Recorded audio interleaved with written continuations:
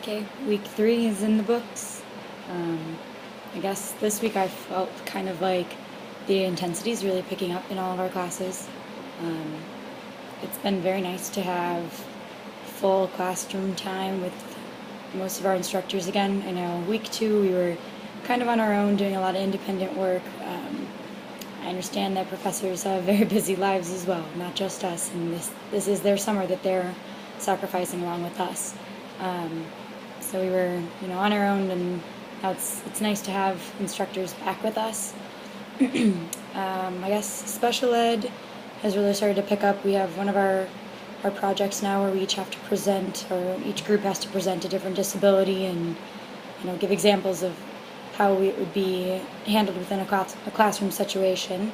We'll be presenting those this coming week, and my group has really hit the ball with that, and we've already pretty much finished everything. It's just time for the presentation part. Our final paper has been assigned for Ruth's class. I struggled to get that going. It was hard at first.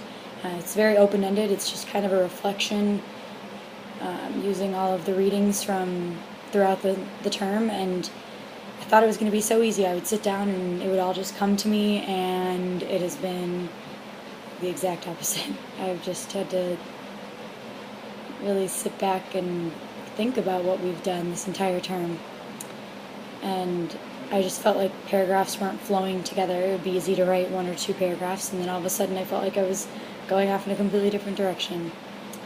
I found that this past week especially, Craig's class has really started to dig deep into asking us the very philosophical questions about education, and I don't think I've left that class without kind of scratching my head and thinking, I didn't really think of that before.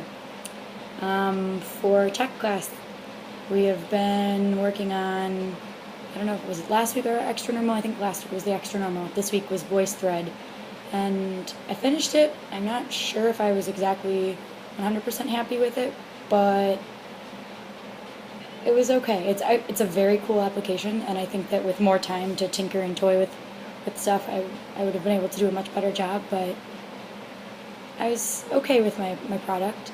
We were assigned to read the Horizon Report, which first when I was looking at it I was like, oh boy, 40 pages of reading.